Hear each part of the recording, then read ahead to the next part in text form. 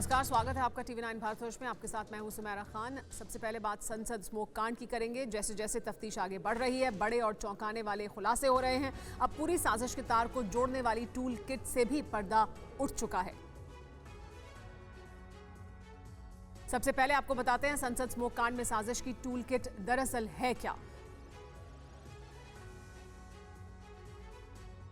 और टीवी 9 भारतवर्ष लगातार इस पूरे मामले की इन्वेस्टिगेशन का अपडेट आपको दे रहा है। आपके साथ मैं हूं सुरभि शर्मा और आगे बुलेटिन में आपको हम उस डायरी के बारे में भी बताएंगे जिसके पन्नों को खंगालने की जांच एजेंसियां आप कोशिश कर रही हैं। और इस बीच इसी डायरी के जरिए और कई बड़े राज भी जल्द खुल सकते हैं।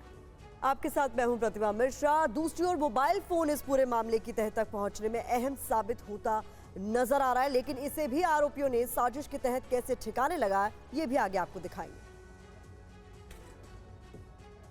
नमस्कार, मैं हूं प्रीति रघुनंदन और इसी तरह बस के जरिए भी साजिश को मुकम्मल बनाने का जो काम किया गया और आखिर में सबसे अहम है वो होटल, जिसको लेकर तमाम जानकारियां हासिल की जा रही हैं।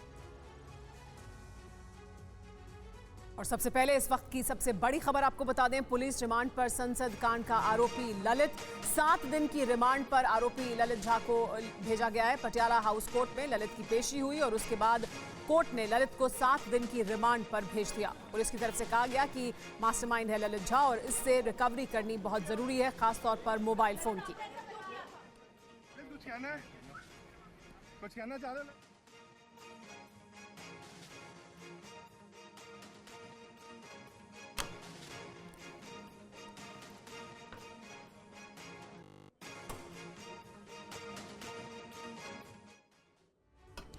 तो ललित को लेकर इस वक्त की एक और सबसे बड़ी खबर है, जहां कोर्ट में पुलिस ने कहा है ललित मास्टरमाइंड। जांच के लिए ललित की रिमांड बहुत जरूरी है।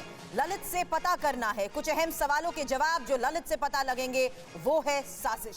साजिश के पीछे आखिर कौन है? सबूतों के लिए कई राज इस वक्त जानना बहुत जरूरी है, क्योंकि मोबाइल को रिकवर करना सबसे ज्यादा जरूरी बताया जा रहा है, क्योंकि ललित ने ही सभी के फोन्स को डिस्ट्रॉय किया। सभी के फोन्स को नष्ट करने का जो आरोप ललित पर लगा है, उसी आधार पर मोबाइल्स की रिकवरी को पुलिस जरूरी बता रही है। मास्टरमाइंड, हाँ, ललित तो आपको देखा होगा आपने भी कल में, ललित मास्टरमाइंड है जो इसमें प्लॉट किया गया है। बाकी the prosecution has asked for 15 days remand. Like after arguments the court has given 7 days remand. तो कुछ ट्रैवल कराने के लिए भी बोलते हैं, मल्टीपल ट्रैवल जहाँ पर इसने अपना मोबाइल ड्रॉप किया है या फिर उसको डिस्ट्रॉय किया है या कहीं छुपाया है, उसके लिए इनको आगे लेकर जाएंगे। आप 1-to-1 इंटेरोगेशन एंड ऑब्वियसली उन सबको एक साथ करके वो इंटेरोगेशन प्लस ललित को लेकर जाना है। आई बिलीव राजस्थान, जो उसमें आ रहा है कि राजस्थान कल परसों मार रहा था या 4 दिन अगस्त में कहीं होटल में रहा था along with the other associates और अकम्प्लिस। बस उनके वहां पर इनको इंटेरोगेट करना। और सीधे पटियाला हाउस कोर्ट रुक करते हैं। हमारे सहयोगी अभिजीत इस वक्त हमें ज्वाइन कर चुके हैं। अभिजीत ठाकुर, जानना जरूरी है, एक बड़ी लीड पुलिस के हाथ, जहां कोर्ट के सामने भी ललित और उसके मास्टरमाइंड होने का शक।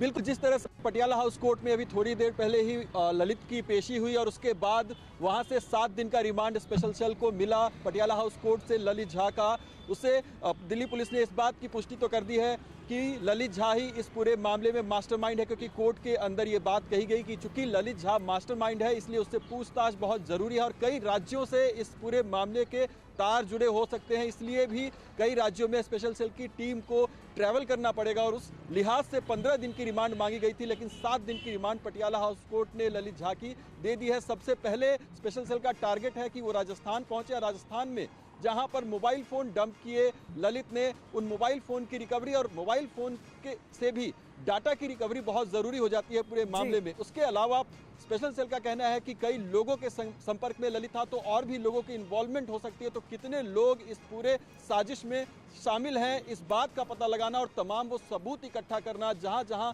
ललित झा ने ट्रैवल किया, जिन जगहों पर वो रुका, उन तमाम जगहों से तमाम जानकारियां हासिल करना जरूरी है, सबूत इकट्ठा करने जरूरी है और कितने लोग संपर्क में थे, शामिल थे उस पूरी साजिश में, ये जानना बेहद जरूरी हो जाता है। बहुत शुक्रिया इस तमाम जानकारी के लिए अभिजीत ठाकुर आपका। इसीलिए 5 राज्यों में ये पूरा तलाशी अभियान भी चलाया जाएगा, जिसके लिए 6 टीमों का गठन किया गया है।